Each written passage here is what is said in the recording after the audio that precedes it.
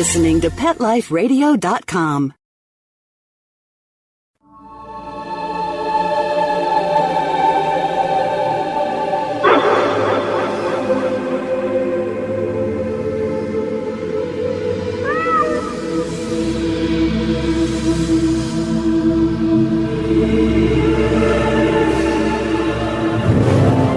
Hello, global listeners, and thank you for coming to Alive Again on Pet Life Radio today. Now, if you have a show suggestion, that's sort of hard to say, and an idea, send it to us at Brent@PetLifeRadio.com. And we really appreciate you taking time to look back through our archives. There is muchly stuff and answers and information. So, also, go to our resources. We have a Rainbow Bridge page that is a return from Rainbow Bridge in videos and poems. We have the book, Animal Reincarnation, and we have a Facebook group that's listed just above the podcast. Come on over and ask your heart's questions.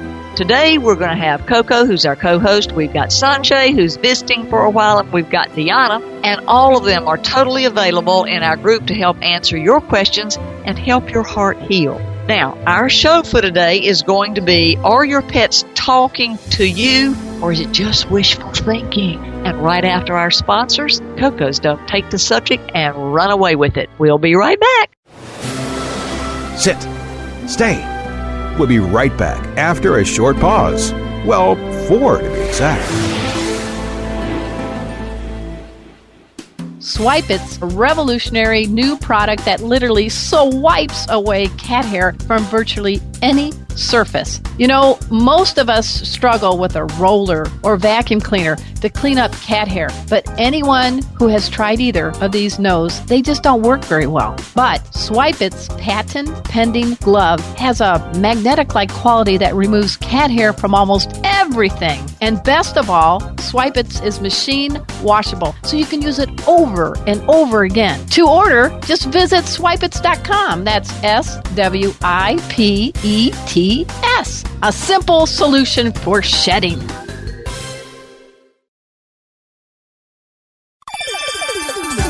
Let's Talk Pets on PetLifeRadio.com. We're back, and I have to tell you about a new surprise that we'll be introducing soon. Sanjay will be helping us translate live radio shows in Espanol and in Portuguese. So hang around. We're going to have multilingual shows. We'll be having question and answer forums after the shows in our Facebook group, and we're really happy that you're here to learn more about how to help your heart heal after pet loss. Coco, tell us about what you're going to do today with, are your pets talking to you, or is it just in your head? Yeah, that's a very interesting subject raised by many of our members, and Deanna has been so kind as to give us some thoughts on whether we are really communicating with our animals or whether it's wishful thinking. A lot of us, as Deanna's pointed out and as we know, we do communicate with our animals. But I'm going to get Deanna to explain why she thought that this was a good topic, because we agree, and we're just going to get her point of view. What do you think, Deanna? And how she learned from her dog. Well, thank you for having me back. Yeah, I thought this would be a fun subject and beneficial for people because I think that everybody is intuitively connected with their pets, and we read their energy, their body language. We get to know them really well. But I think there are occasions, too, when it goes even deeper than that, and it's maybe part of the soul journey that we need to take with them. They come on a little stronger in their communication. At least that was my experience. And so I thought it'd be fun to just talk about all the different examples, and I have a few that helped me in my journey and that were really important to me. So let's talk about that first one, about the fire, and then Sanjay, you tell us about one of yours too. Go ahead, tell us about the fire. Okay, sounds good. So when quite a few years back now, my husband and I had fallen asleep watching a hockey game here in Canada. Hockey's really huge. And it had gone into overtime, so it was going on. And so we had gotten tired and we fell asleep on the couch. And I woke up to my dog, Caleb, who had his face like right up next to my face. And this is normally how he would communicate with me when he was doing something telepathic, because there was a fire that had started outside of our house. And normally you would think that a dog who senses danger would, bark and raise a ruckus, and they certainly could do that and help wake up the family. And in this situation, it didn't play out that way. It was more of a telepathic communication between him and I. So I woke up to his face just looking at me. I was sort of on the couch, and so he was a bigger dog, and his face was level right to mine. And in the first few seconds, I wasn't sure what he wanted. Like, did he want to go outside or whatever? But I very quickly realized by the look on his face, he had this sort of really intense look when he would sort of impart information to me. And it was almost like he didn't look like a dog anymore. Like, his eyes were really deep and boring into mine and that kind of thing. Anyway, so I realized that something was off, and then it was almost like I heard in my voice, get up now. And I was compelled to go towards we were in the den at the time, and we had sliding glass doors on the bottom floor, and I was compelled to go over there, and I saw sort of in between the curtains some flashing, and as I opened those curtains, there was a wall of fire already on the outside of our sliding glass door from top to bottom. So at that point, I did raise a ruckus and screamed and yelled at my husband to get up, and immediately he saw what I saw, and we realized we had to get the kids out of there. We ran upstairs, grabbed both our children, who were, I think, 4 and 6 at the time, and it was about 3 a.m. here in Canada in just early spring, so it was still snow outside for us and cold, but anyways, we grabbed our kids and we ran outside, and, thinking that my husband or one of us could go back in and get some of the necessities maybe that we needed, but as it turned out, there was no time for that. He tried to go back in to at least even get car keys or something, and he came back out and his face was black, and there was just no way of getting back into the house. So we literally went, upon reflection, we literally thought there must have been about a 30 to 40 second time frame there from the time I realized what was happening to the time we got out of the house. So that's how quickly something very terrible could have happened. And for me, as time has gone by, even though we lost everything in that house fire, obviously all of us were okay, and the 2 dogs that we had obviously were okay. And it could be said that, why maybe didn't he wake us up earlier, or whatever the case may be. And the way I look at it is, and what I've understood from it is that I think it was just his mission at that point to make sure we could continue on our journey, and that the material things just weren't part of that contract and just weren't that important. And in fact, I grew and learned so much from that about letting go and about being in the moment and about not hanging on to, even though there were things, of course, that were very sentimental that I wanted to have and share with my kids and all of that, I had to let that go. That was the hard part for me. The easy part was the stuff that you can replace, who cares? But I did learn something. It was almost very freeing to me because I learned how to sort of just live in the moment and let go. And I think that in that situation, that was Caleb's role. He wasn't there to save our stuff. He was just there to save us and to teach us something about, being appreciative of life in any given moment. And we certainly learned that as a family. So that was awesome. Oh, that's amazing. What an amazing story. But that is truly telepathic, isn't it? Absolutely, because like I said, it's certainly a way for a dog just to bark and wake everybody up. That could have happened that way, right? So it was the unusual way, and I mean, I've had telepathic communication on occasion with Caleb before, but it's that unusual way where it really wakes you up to look at it and realize there's something very profound going on here. There's something that you're meant to take away from this that is of a deeper learning. So it's not a coincidence. It's not just, a natural happening. It's almost something exactly that, supernatural in a way. And so it makes you take notice. And I think that's why he chose to do it in that way, in that moment. Yeah, and it isn't supernatural. It's actually just natural. We as a race, we've had intuition and our spiritual beliefs knocked out of us by society. And we've lost touch with ourselves, and the animals in our soul-connected relationships particularly bring back us to normality for where we should be. Now, Sanjay, tell us your story. Sure, I have a few, and I'll be very quick, though. There was the reincarnation story, of course, with Cleo coming back. And I received signs, and I know, Deanna, you have this also in your document, too, and Coco, you were sharing that with me, and I appreciate that. Brent, you're familiar with this, and other viewers of yours might be as well, that the signs can tell you, external signs, and that's actually what happened in my case. I had a newspaper that I had a sudden intuition and nudge, and it'll interrupt your thought patterns many times. So you literally can't get it wrong if you heed the call, and it'll be this nudging that'll kind of, it may be different for certain people, but for my case, I had to pick up the newspaper. And you just get this telepathic feeling in your head? Yes. It just came. I needed to pick up the newspaper, and that was the picture of Scooby-Doo, saying In Time by Halloween. It is early in September that I received this. And the thing what I noticed was I had to get rid of doubt, because I was going to go to a seminar and attend a seminar in California, and I was thinking I was going to be in a hotel room. I'm like, good luck. I said, good luck, universe.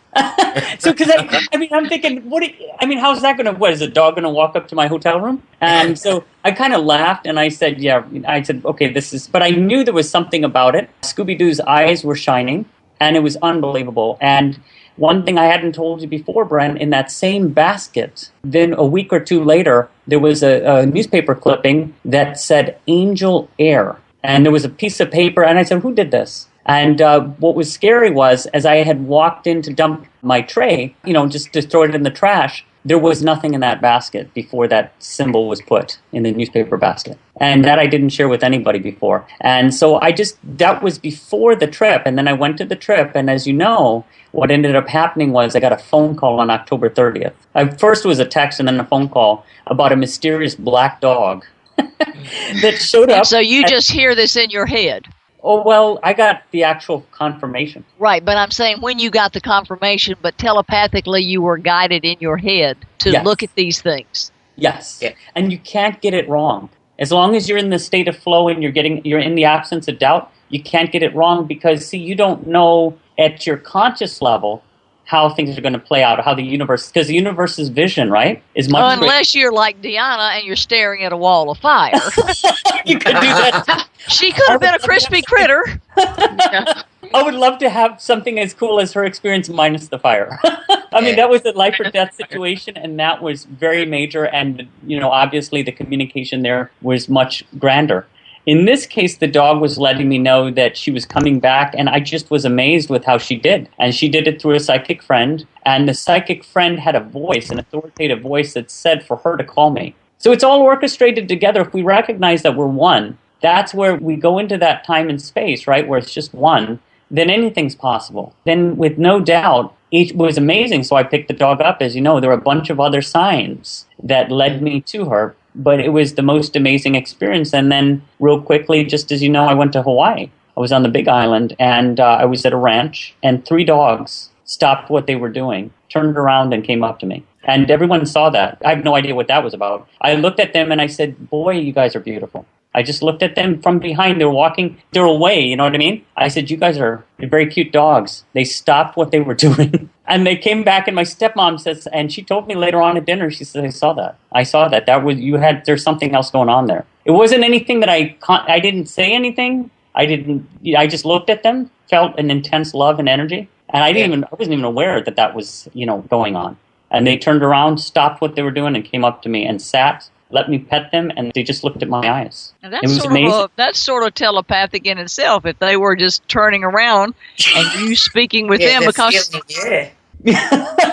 I would love to have that impact with the ladies, though, but it works on Pat's looking on it. You got to hug one or the other. Sometimes both is better, but when one's not there, we'll have to take what's left. So, well, we thank you, Sanjay. We know you have a huge schedule today. We'll be having you back again, and we'll take a little break with our sponsors and go forward with, is this telepathic or just in your head? Sit. Stay. We'll be right back after a short pause. Well, 4 to be exact. Hi, this is Tim Link, animal communicator and pet expert and host of Animal Rights on Pet Life Radio. Have you ever wanted to know what your pet is really thinking? Do you want to find out if they truly understand what you're trying to tell them? Ever wish you could build a better understanding and closer relationship with your pet? Well, now you can. Learning to communicate with animals is a 4-part on-demand workshop. In the workshop, you'll learn the essential techniques that are necessary to communicate with animals, including what is animal communication, breathing correctly to achieve the perfect state to communicate with your animals at a deeper level, using guided meditation exercises and method to communicate with animals, and how to send and receive information from your animals. So if you're wanting to learn how to communicate and connect with your animals at a deeper level, visit PetLifeRadio.com/workshop and purchase and download Learning to Communicate with Animals. You'll be glad you did. Hi, I'm Dr. Jeff Werber from Ask the Vets with Dr. Jeff here on Pet Life Radio. We want to hear from you. Listen in. We're on every Thursday, 1 o'clock Pacific time, 4 o'clock Eastern time here on PetLifeRadio.com. We are here for you. We're trying to make life with your pets even better. I know that's hard to believe. That can it even be better than it is? And hopefully it's fantastic already. The goal here is to answer your questions, help you out with your problems, anything you really wanted to know, but maybe you're afraid to ask your veterinarian, or maybe it was just too expensive to go to your veterinarian just to ask a few simple things. So that's what you got me for here at Pet Life Radio. Ask the Vets with Dr. Jeff. Call in. We'll see you here on Thursdays.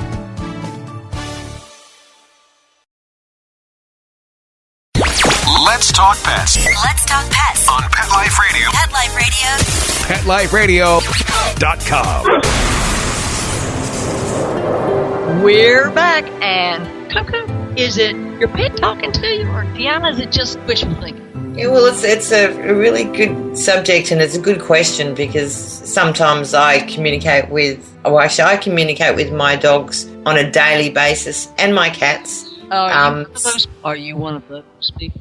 Yes, I'm one of those people.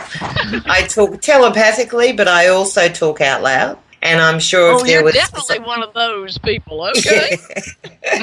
Well, I live on a big property by myself in a ranch-style house, and I'm sure if somebody came up to the door and could hear me talking to the animals, they'd think I was nuts. But my animals do talk back, and quite often I know that they are actually communicating with me. When I'm in the right, clear state of mind, I can actually hear conversations and see pictures. And since my whole journey started after Joey's death, I also, for quite a while, was communicating with my chickens until they got taken by foxes. But now I have an abundance of bird life in my yard, and I talk to them. I thank them for coming to visit. I thank my cats and dogs every single day for being in my life. And talking about that, Deanna, who is with us today, had an example of telecommunication with her dog Caleb before he passed away, announcing when his last day on earth was. So, Deanna, would you like to tell us a little bit about that? Sure. That one might make me cry, so we'll see how I get through it. Yeah, he, again, for me, definitely had a day-to-day communication, but I think that felt more sort of organic in terms of just sort of reading them and knowing them. But these profound moments, like the fire one, and then this one, again, was like in the middle of the night, and I woke up to him, to just his face again, near my face, not making a sound, just looking at me with sort of that otherworldly kind of gaze, just looking right into me. And so when I'm sleepy, and that's usually when he would impart these really sort of deep, meaningful things. And this was one of those times. Okay, now for people who are listening to the show, can you explain to them why in that sleepy, pre-sleep state or just waking up state, why you have more clarification so people understand that that is a window of time that you do have a form of clarity, that and when you're in nature? Right. Well, I think for me, the way that I would explain it is that you're not preoccupied. You don't have other thoughts going on. You're not sort of even fully there in the physical world. You've almost got like one step, in the spiritual world and 1 foot in the physical world. And so you're sort of halfway in between the two realms kind of thing. And so it's easier to hear and the clarity. And I think for me, it was being totally relaxed, and something that Sanjay said earlier as well, which I thought was really important as well, is not having any doubts or not having, just sort of being in a very peaceful, relaxed state. Do you know when the easiest time to talk to the other side is? Early morning. Very early mornings? I don't know. Coco, you want to give it a run? My experience has just has been when your head is clear, your heart is clear, and you're not emotional either way, that you're in a solid state. Okay, well, both of you are correct. but I was referring to there is literally a time, especially in the United States, from 11 o'clock at night until 5 a.m. in the morning is the time in the United States on the East Coast where there is less electromagnetic energy. And even when there is a full moon, there is a stronger electromagnetic energy between the veils. The reason being is most things shut down. Think machines, computers, and by around 11 o'clock and don't start up until about 5 a.m. in the morning. And so you have less electromagnetic interference in that time, so that you do have clarity of listening. Yeah. So different countries, you have to figure that out. How many of you get messages in the shower? Yeah. Well, that's because the water cleanses the electromagnetics of the junk, and a lot of times you have pure thoughts, and you do have good telepathic connection with your guides or with whomever you're trying to communicate while you're in the shower. Wow, that totally makes sense. That's great. Okay, so now here's the thing. How do you know that heart feeling is really words or if it's a knowing? Where does it become, is it real or is it just, maybe it's a feeling? What's the key? Oh, I see. That's a question for Brent. Okay, well, let's go with a little ding, ding, ding here. Doubt is one of the first things. If you don't pretty much doubt it, you're listening to your own intuition, because a lot of people think, okay, I'm not sure if this is correct or not. Here's something that's critical to remember. If you believe it and it's wrong, the universe will auto-correct you. Now, if you're an animal communicator and you're altering the message or you're saying something that you're really not getting and you're putting in words and filling out need to be's and creating a false little connection that you really don't have, that's dangerous, that's not helpful, and that's not a good thing to do. But if you're talking with your own pet, and there's some people that don't want to talk with their pets all the time, they just want to connect with them, but if you're like Coco and you walk around, you're talking to them all the time, we're going to keep her on a short leash and in a small cage. But if you're doing that all the time, then that's one thing. If you're accessing them off and on, always be sure to ask them, do you have permission to talk to them at that time? It's like a human. They might be doing something else. And right then, they don't want to talk to you. So that can mess up your connection. And you might be using your head to fill in stuff that's really not there. And the other big enemy is an expectation. Yes. Now, because when you woke up and Caleb was staring at you, you weren't going, well, I expect him to say something. You weren't. You were just going, ooh, what does this mean? So without it, the best thing you can do is go in with no expectations, because if you go in with that expectation energy, you are already clouding and shrouding the clarity of any information you're going to get. And if you filter it by saying, well, this is what I want to hear. I know it's not my head. It's what I want to hear. And that's what they're telling me. The very fact that you're saying it that way pretty much means it's not what you want to hear, and it's not them talking to you. I think that's why, in my case, too, when I was sort of at night in the sleepier times, if he would wake me up in that way, I didn't really have time to think about it. There was just that, moment where there was no thought. There was just whatever it was he was trying to impart to me. And in that particular instance, it was, he was basically, I think I heard the words, or at least somehow I knew that he was telling me this is my last day. And I remember, just breaking out in tears and bawling for I don't know how long, until I got tired again and I fell asleep with him in my arms. And then we woke up the next day, and it was like, at that point, I almost had not forgotten, but it was like, was that surreal? Was that a dream? Did that really happen? But then as the day kind of went on, I realized that, he was not well. And I think, Brent, you talk about this, about sometimes when an animal is ready to go, they start withdrawing from you. Yes. And that's usually, let me add that's usually, for those of you who are listening, is usually between a 24 and 48 hour period. Exactly. And that, at the time, I didn't understand that completely, other than it then reminded me of what had happened the night before. And I sort of put two and two together and realized, because he was withdrawing and we had such a close connection, that was difficult in and of itself. Although I was with him, I got to spend the day with him. I didn't go to work that day knowing this was about to happen, and I got to be with him him at his last breath. And it was interesting because he wanted to be outside, and another sort of sign that he gave me is that it was a still late spring day, so it was really nice out, and there was no wind, but then when he took his last breath, there was this gust of wind that just swirled up around him, and I took that as a sign. It felt to me as if that was him saying, I'm free now. He's free out of his aging body, and he was happy, and he was okay. It was a bittersweet, obviously. It was a beautiful moment. I appreciate and love the fact that he let me know so that I could be somewhat prepared and be with him, and be determined to be with him, although it's obviously never easy to leave. But yeah, so for me, that's sort of the way that it was always easiest for me, was when I just had nothing else distracting me and I didn't have time to sort of second guess. But I think what you were saying earlier, Brent, is so true, that when you know, it's almost indescribable. You just know. It's in your heart. You hear it, you feel it, and that's your confirmation.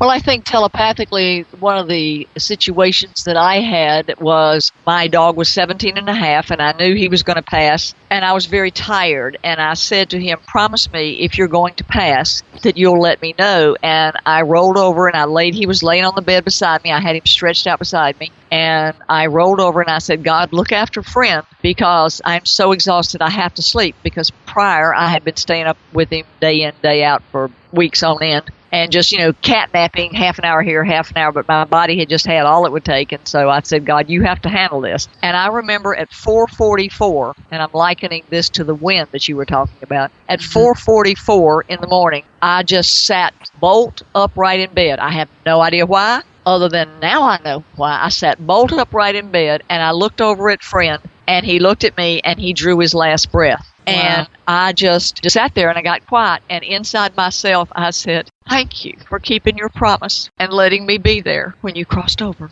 And then I looked up 444 in Doreen Virtue's book called Healing with the Angels, where she has the number sequences and what they mean. And 444 is the time when the most angels come to earth. Wow. So I took that as a sign that the angels had come to pick up friend. And when you said that about the wind, it's sort of like the angels had come to pick up Caleb. Yeah, that's so beautiful. That is. You're making me cry. Yeah. Well, I didn't do well, and I literally, as terrible as it is to say, I looked at friend and I said thank you, and then I went back to sleep because I just couldn't. I knew he had passed. I was exhausted, and I just went back to sleep, but it was peaceful sleep. And I woke up in the morning and, took care of him and did what I had to do. But I just feel that telepathic thing is just like you said, when you woke up, there's Caleb staring in your face, and I'm just sound asleep, and I literally sat bolt upright. And I just knew to look at friend, and he just looked at me and then drew that breath, and I just went, ooh. And back then, I wasn't doing any of this telepathic stuff. But inside my heart, I knew. Exactly. It's their passing that teaches you that you've known it all along. You've been doing it all along, but, they pass and you learn, and that learning just opens up this entire world. It's just amazing. You've made me cry again, Brent, so I'm just going to go on mute for a minute. Okay, well, while we're doing that, we'll let our sponsors have their way. Sit. Stay. We'll be right back after a short pause. Well, 4 to be exact. I'm not much of a reader, but I do wish I were more well-read. There are so many great books coming out. I wish I could find a way to keep up. Audible.com makes it easy to stay well-informed and catch up on your reading simply by listening. Audiobooks from Audible turn downtime into uptime. You'll be more productive and become well-read. Now I'm able to catch up on all the great books I've been wanting to read. With Audible, I feel smarter. Pet Life Radio listeners, try Audible.com now and get your first 30 days of Audible Listener Gold membership plan free. And get a free audiobook. Choose from over 100,000 titles. To get this great deal, go to audibledeals.com. That's audibledeals.com.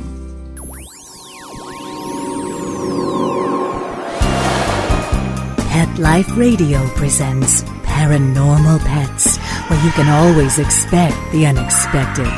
Each week we'll discuss all aspects of weird or spiritual animal encounters, ghosts, totems, psychic animals, animal souls, animal angels, and animals in religion, with a little cryptozoology thrown in. Step into the supernatural world of pets with your Paranormal Pets ghostly host, Brandy Stark. Every week on demand, only on PetLifeRadio.com.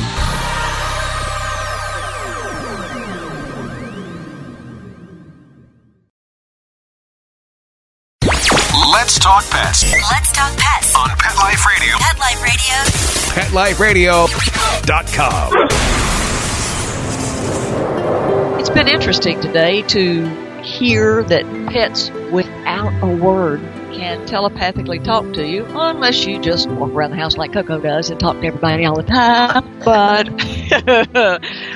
one of the things that's most important that Sanjay pointed out is releasing the doubt. And if you're beginning to do this and you're not in a particular animal communication class, but you're just allowing the animal telepathy to flow through you, choosing quiet times and meditative times and times in the shower or out in nature are good venues to begin practicing hearing with your heart and not with your educated senses. Deanna, do you have any other ideas or suggestions that someone who is wanting to learn how to hear, albeit not in a class, to begin heightening their awareness of communicating and connecting with their pets? Yeah, I agree with everything you said, and I think sometimes, too, for me in my journey, often looking back at the relationship and the experiences I had with my pets, I become clearer and I realize things that maybe I didn't fully realize at the time when they were speaking or what they were saying, and sometimes it's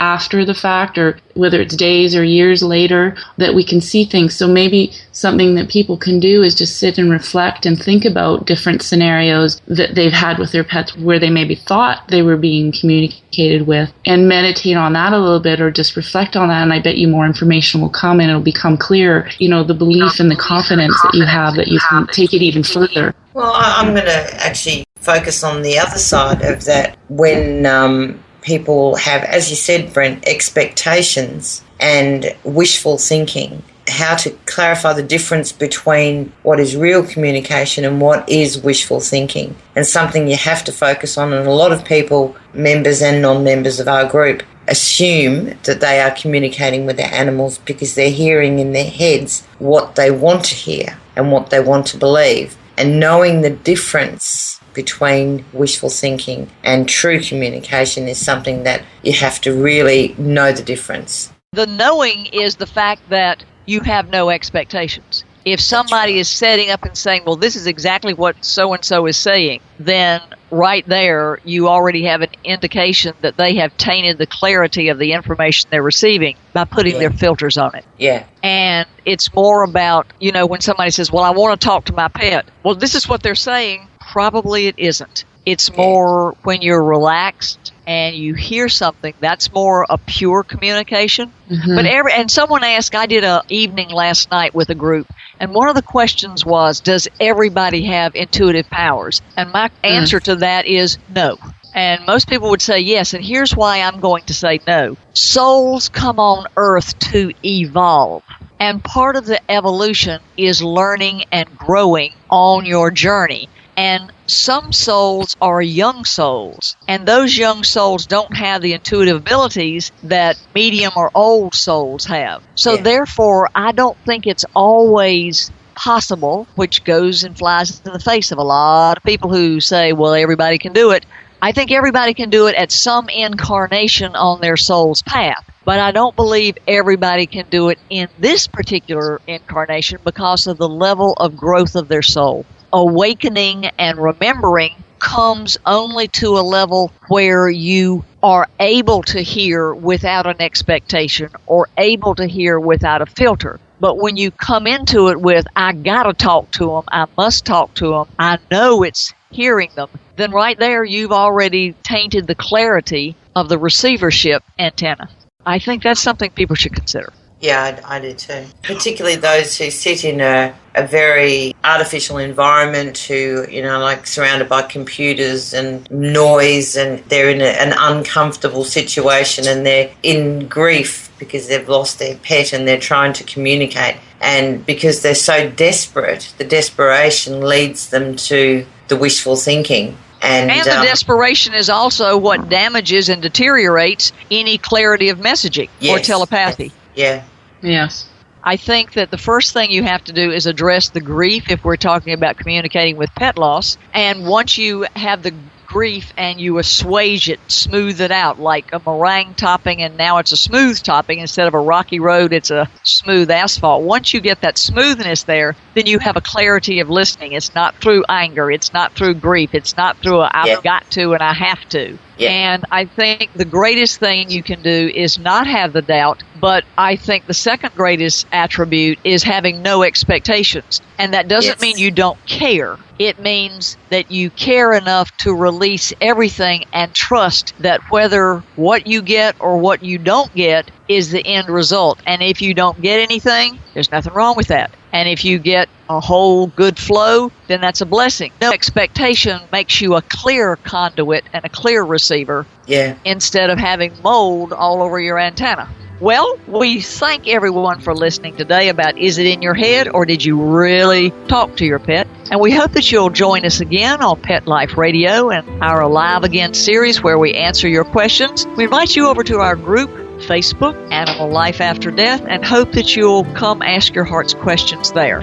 The group is listed right above our podcast, and we have a whole bunch of podcasts that you can hear all the time. Come to our website, www.brentatwater.com. Look at our books, Animal Reincarnation or Animal Life After Death, and we've got so many resources from videos to poems to our blog, www.petreincarnationblogspot.com. Pretty much we can answer your questions, and all of the people on our shows are there for you to help heal your heart. Thanks for joining us, and we look forward to seeing you again next week. Bye-bye-bye. Let's Talk Pets, every week on demand, only on PetLifeRadio.com.